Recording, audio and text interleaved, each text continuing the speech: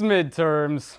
Hello everyone, and welcome back to another episode of Maverick Life. I'm your host, Ben Copeland, and today we're talking about everyone's favorite time of the year, midterm season. Now, for many years, these tests have been a staple of stress for college students everywhere. But could they be on their way out, especially with less teachers opting to use standardized tests? We have the story right here. As the semester edges past the halfway mark, midterms take their hold across campus. So I interviewed 2 students and 2 professors to find out if midterms are still relevant. Yeah, I have little to do with midterms in my classes at Wayne or here at UNO. For a class like my media and politics class, this semester we're tracking elections that are going on, and so we don't have a midterm exam or a midterm project. We've got projects that go throughout the semester. I think it's important for some classes. I think it's ridiculous for others, and I think in English, I don't test in my writing classes at all. In fact, I quiz on the reading, but I don't give finals. But how do you justify getting rid of the traditional tests? What a lot of testing is, in college, cramming and then forgetting it. But I do use various different mechanisms to check progress, to see if, for example, students are staying on top of reading or are completing the assignments. And so I plan out a semester so that not everything is due at the end of the semester. There are going to be, phases of the work. Exams are exams, so why are you going to place so much emphasis on a certain exam that's going to be 15 or 20% of our grade, or whatever the professor decides in the middle of the semester, when I feel like that should be geared more towards the end of the semester? I think they do the job just so you know what place in the semester you are. Obviously, I don't like doing them, but I could see how they could help you stay organized. As we've kind of developed kind of educational psychology and pedagogy, there's more a sense of those standardized tests being problematic. Some students don't do well on them, and giving students more opportunities to perform in a variety of ways, I think, is a better way of measuring students' success. But since some professors still test, what advice do you have for their students? Probably the most important advice I got when it came to college, which was treat college like a job. Being a college student is the same as being employed, and your success depends on you completing the tasks that you're given. So it's a pretty bottom line sort of approach. During the day I studied, or if I had the night off I studied, and I'd still go out, but I'd already studied. I treated it like a job, right? I did the work. To all students with or without midterms this semester, I wish you the best of luck. You can make it, hopefully without an exit. If your classes are leaning more towards essays than tests, we have some information you might want to know. Stay with us.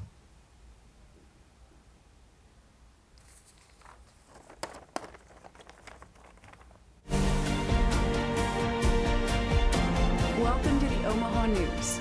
We are Omaha. The complex was condemned by the city in January for numerous safety reasons. We are truth tellers and award winners. They process and recycle approximately 100,000 tons of material. We are a community of strength and a team of big dreams. We are the Omaha News, where the people are the story.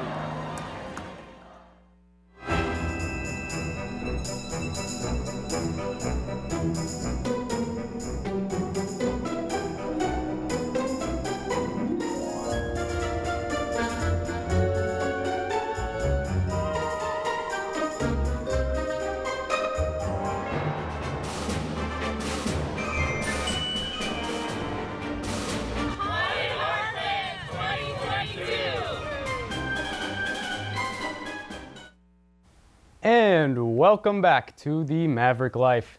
I'm your host, Ben Copeland, and midterms, they're not fun, regardless of whether they're tests, speeches, programs, presentations, essays, stories, you name it.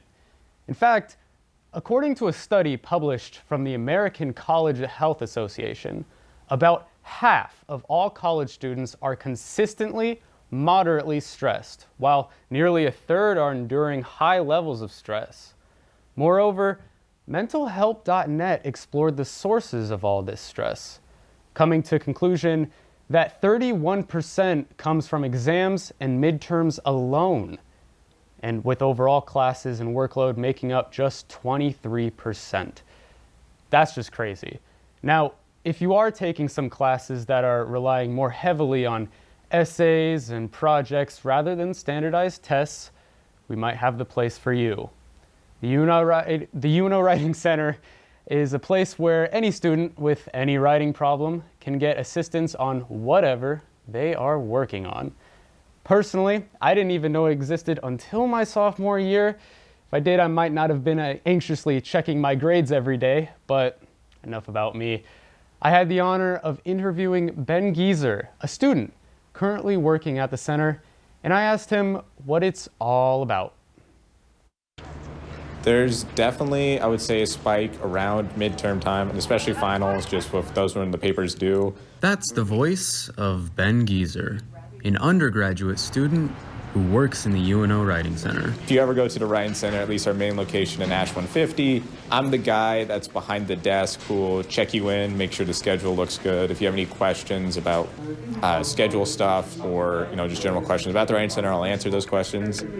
I kind of think of it like it's a tutoring service in a way, but with whatever writing thing, project you're working on, whether that's a paper for a class, research paper, it could be a creative work, it could be like a creative paper for like a creative nonfiction class or like a poetry class. We can help with any form of writing in your classes, but also it could be any form of writing like for work. So or applying somewhere. Maybe you're working on a resume, you're working on a speech for a class. We can help you with the writing. If you're writing a birthday card, we can help you with the birthday card. So what's the most common thing you see students needing help with? Citations. There's so many citations out there. It's not just MLA, there's APA, there's Chicago. Why? I mean, there's a reason why, but why? And so we can also help with all those different forms as well. If you are interested in coming to the Writing Center to have an appointment, schedule ahead.